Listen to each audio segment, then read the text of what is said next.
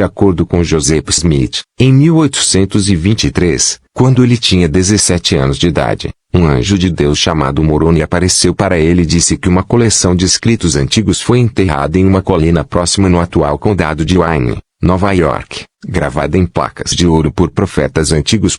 Dizia-se que os escritos descrevem um povo que Deus levou de Jerusalém para o hemisfério ocidental 600 anos antes do nascimento de Jesus. Esta figura do anjo Moroni também aparece no livro de Mórmon como o último profeta entre essas pessoas e enterrou o registro que Deus havia prometido trazer à luz nos últimos dias.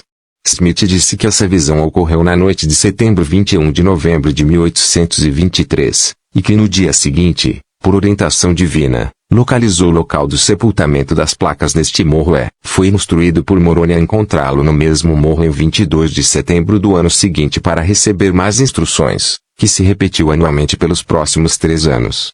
Smith contou a toda a sua família imediata sobre este encontro angelical na noite seguinte, e seu irmão William relatou que a família acreditava em tudo o que ele, Joseph Smith, disse sobre o anjo e as placas. Smith e sua família relembraram que, como parte do que Smith acreditava ser instrução angelical, Moroni forneceu a Smith um breve esboço da origem, progresso, civilização, leis, governos, retidão e iniquidade dos habitantes aborígenes do país, referindo-se aos nefitas e lamanitas que figuram na narrativa principal do livro de Mórmon.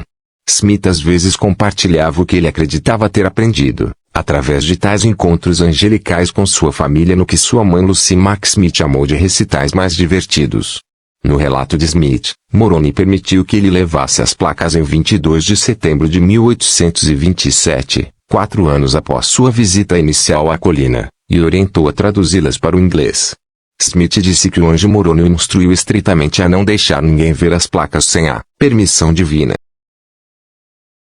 Como Smith e seus contemporâneos relataram, o manuscrito em inglês do livro de Mórmon foi produzido como o escribas escreveu o ditado de Smith em várias sessões entre 1828 e 1829, com o ditado do livro de Mórmon existente concluído em 1829 entre 53 e 74 dias úteis.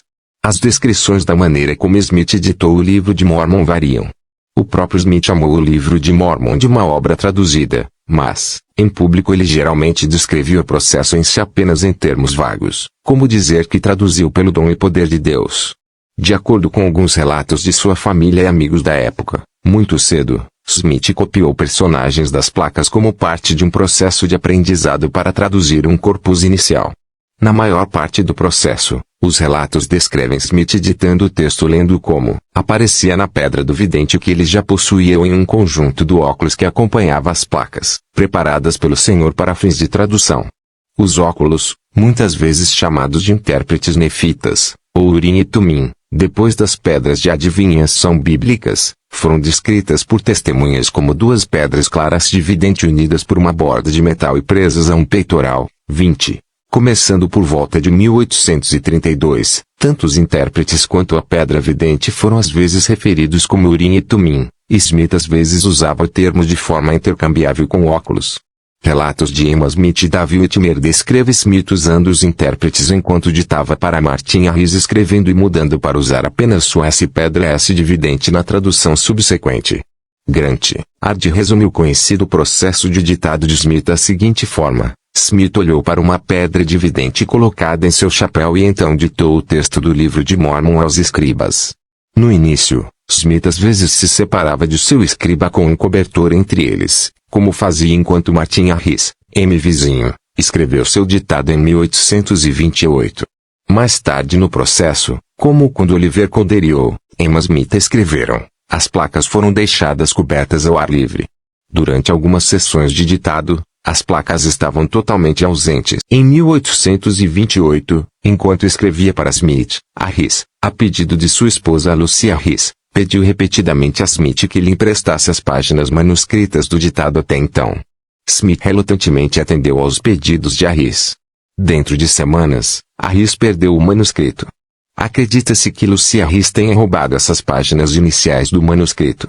No entanto, o historiador Don Bradley contesta isso como um provável boato após o fato e levanta a hipótese de que um membro da família extensa de Harris roubou as páginas. Após a perda, Smith registrou que perdeu a capacidade de traduzir e que Moroni havia recuperado as placas para serem devolvidas somente depois que Smith se arrependeu. Smith afirmou mais tarde que Deus permitiu que ele retomasse a tradução, mas ordenou que ele começasse de onde parou, no que agora é chamado de Livro de Mosias, sem retraduzir o que havia no manuscrito perdido. Smith recomeçou alguns ditados do Livro de Mórmon entre setembro de 1828 e abril de 1829 com sua esposa Emma Smith, escrevendo com a ajuda ocasional de seu irmão Samuel Smith, embora a transcrição realizada fosse limitada. Em abril de 1829, Oliver Cowdery conheceu Smith e, acreditando no relato de Smith sobre as placas, começou a escrever para Smith no que se tornou uma explosão de tradução rápida. Em maio, Joseph e Emma Smith, juntamente com Cowdery, foram morar com a família Whitmer, vizinhos solidários, em um esforço para evitar interrupções enquanto continuavam a produzir o manuscrito. Smith recomeçou alguns ditados do Livro de Mórmon entre setembro de 1828 e abril de 1829 com sua esposa Emma Smith, escrevendo com a ajuda ocasional de seu irmão Samuel Smith, embora a transcrição realizada fosse limitada.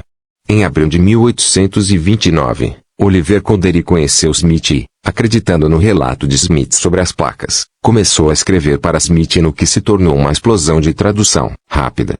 Em maio, Joseph e Emma Smith, juntamente com Cowdery, foram morar com a família Whitmer, vizinhos solidários, em um esforço para evitar interrupções enquanto continuavam a produzir o manuscrito. Enquanto vivia com os Whitmers, Smith disse que recebeu permissão para permitir que 11 pessoas específicas vissem as placas de ouro descobertas e, em alguns casos, manuseassem-nas. Seus testemunhos escritos são conhecidos como testemunho de 3 testemunhas, 3 testemunhas, que descreveu ter visto as placas em um encontro visionário com um anjo, e o testemunho de 8 testemunhas, que descreveu o manuseio das placas conforme mostrado por Smith, e declarações assinadas por eles foram publicadas na maioria das edições do Livro de Mórmon. Seus relatos sobre a aparência das placas tendem a descrever uma compilação dourada de finas folhas de metal, as placas, unidas por fios na forma de um livro. Além de Smith e desses 11, vários outros descreveram encontrar as placas segurando ou movendo-as envoltas em panos, embora sem ver as próprias placas. O manuscrito foi concluído em junho de 1829. I.B. Grandin publicou o Livro de Mórmon em Palmyra, Nova York, e foi colocado à venda em sua livraria em 26 de março de 1830. Smith disse que devolveu as placas a Moroni após a publicação do livro.